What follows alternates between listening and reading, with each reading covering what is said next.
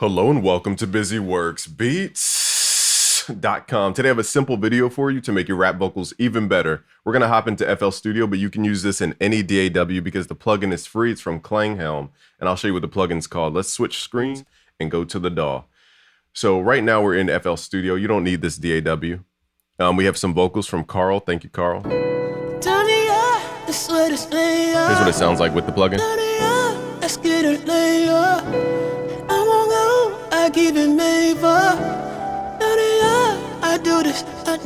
Okay, so the plugin is called MJUC Junior. This is the free version from Klanghelm.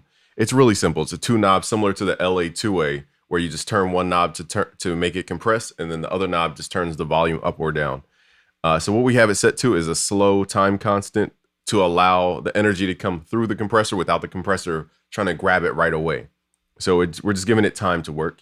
And then the compress amount, you just push this until, I would just recommend that you keep this below the 3 dB mark. Whenever you go past 3 dB, I forget the math, but basically the sound like loses half of its volume or something like that.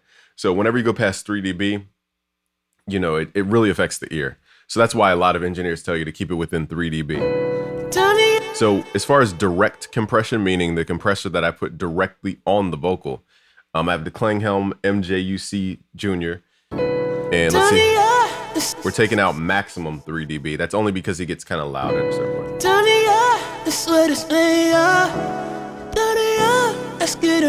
let me turn off these effects so you don't get like the other effects mixed in.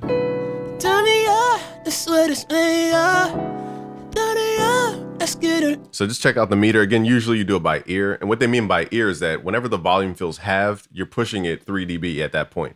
So if you start at 0 and then you go -3, it feels halved in volume. If push it 3 more dB, it feels halved in volume.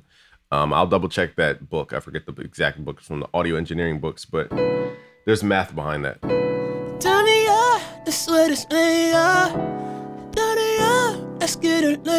So it feels consistent. Okay, so all I'm doing whenever I'm watching this meter move, I'm just assuming that the meter is right.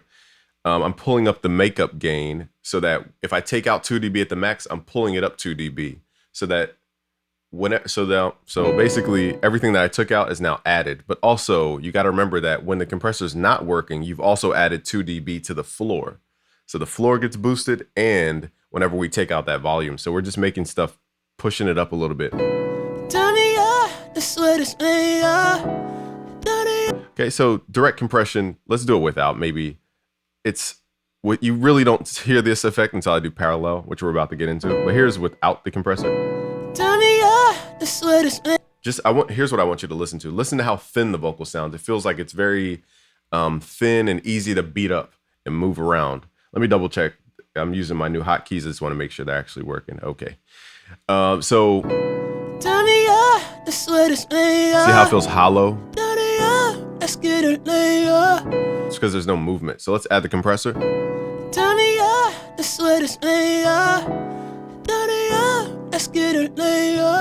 Feels more full and creamy. The reason it is like that is because now we've shaved off a lot of that like random gappiness. So now everything feels more blocky. So the perception is that it's more full. And that's why compressors are important. They're subtle, but they're important.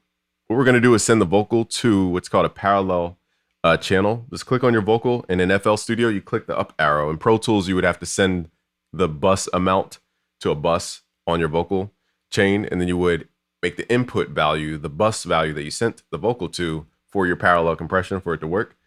And the parallel compression would be on an aux input. So now we're going to open up the parallel compression. I'm going to send an amount by left-clicking this up arrow right here. And you can send a various amount of the vocal to a duplicate of the vocal to this parallel compression. So it's just duplicated on another channel. So on this channel, I have another plugin, which is free by Klanghelm. Now this is optional, but it's called the IVGi2. And what we're doing is driving this so that we can pull up harmonic content in the vocal to further fill it out as far as frequency content. You're making it more noisy, which fills out a lot of those gaps. It's kind of like putting cement in a driveway that has a lot of holes, and you kind of retouch it with the cement. That's what saturation is doing. We're kind of filling in those little tiny holes with saturation. So again, I have the original vocal with compression. and then I have a duplicate, okay, going through saturation so that I can knock off some of the transient values, but also fill in some of that content gap. And then we're running it through another compressor by Klanghelm that's free called the DC1A3. Now this one is it's harsher. So you can push this one, and it's a 2-knob system. You just push the input. Now I think we can hear, let me think, is there a way where we can hear just the duplicate? I think so. Let me turn off the delay. So this is what we're creating with the parallel track. Let's turn off the saturator. Actually, let me let you hear what the saturation sounds like first, and then I'll add the compressor, and then I'll take away the saturation. So here's the saturation alone. See how it makes the vocal sound more like it's when I get up on the mic, like it gets bitey. Okay, that's what it's doing.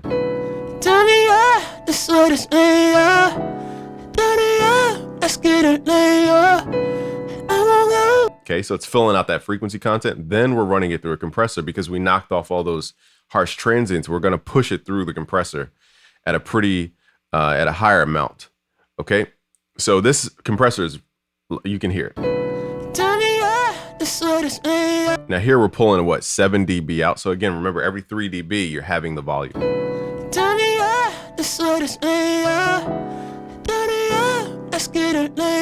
So it just keeps that bitiness contained. That's all this is really doing. Imagine like a hill and then the hill going flat. So the compressor is starting at the hill and then the compressor keeps it flat.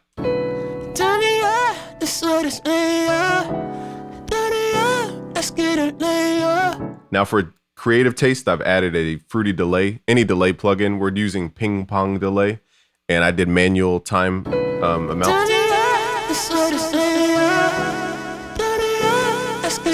What I'll do for this one, because it's kind of bright, I'm going to add a low pass filter to the delay.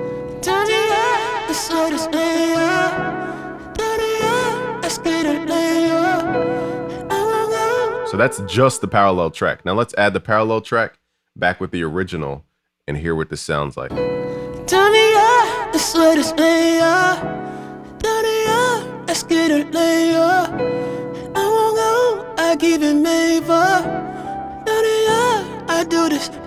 Now I'm gonna show you an advanced technique. This is more for advanced people. You can add another delay. I'm gonna use Fruity Delay 3 in this case, and we're gonna have it do ping pong, full wet value. Okay, ping pong, and then we're gonna have time modulation. This is gonna create what's called a chorus effect. We're gonna pull the feedback down, turn delay time down. Here it sounds like a robot. Now at this point you would just pull up your delay time. Just make sure you turn off the tempo sync.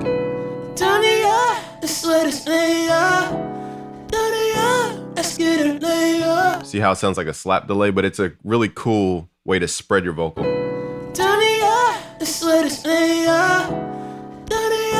I like this one, and I also like the delay. So let's have that delay go before the other one. Let's just use the one because, okay. And then let's turn on the reverb.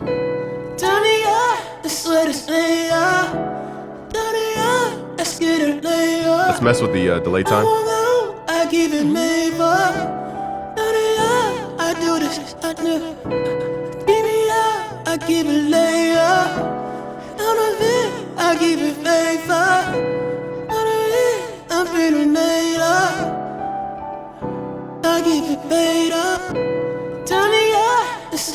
So I said I would do it without the saturation, which I forgot to do.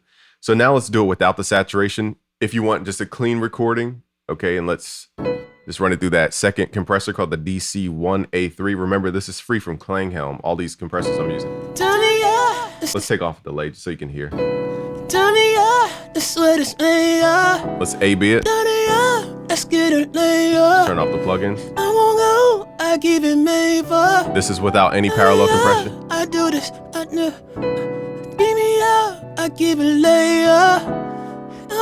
Just listen to how thin it feels. It feels very thin and feels like it can be pushed around.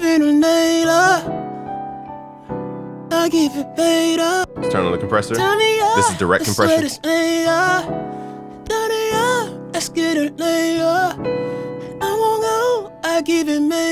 Feels more controlled.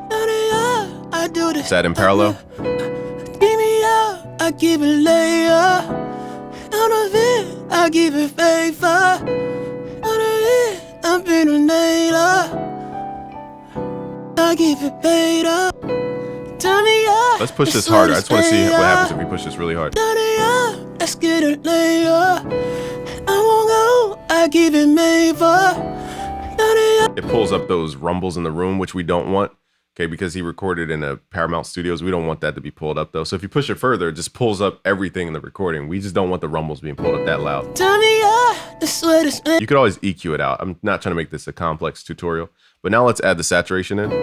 Turn me up. This is the real secret though. Let's get it later. That saturation.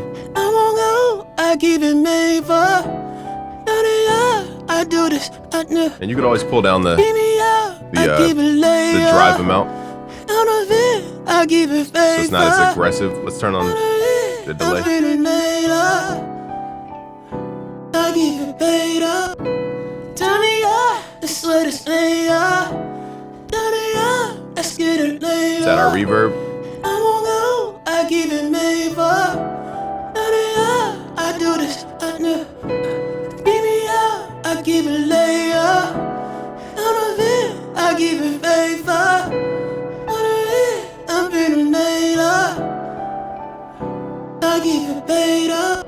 So that is how you do it. I want to thank you for hopping in with me right here. If you want to learn more about compression, vocal compression, I'm going to make a new course on this. But go to premium.busyworksbeats.com and we have free courses right there for you. I'll leave a link below so you don't forget. Subscribe if you're new. Please like the video to help more people around the world. I want to thank you. It's Game from BusyWorksBeats.com. Peace.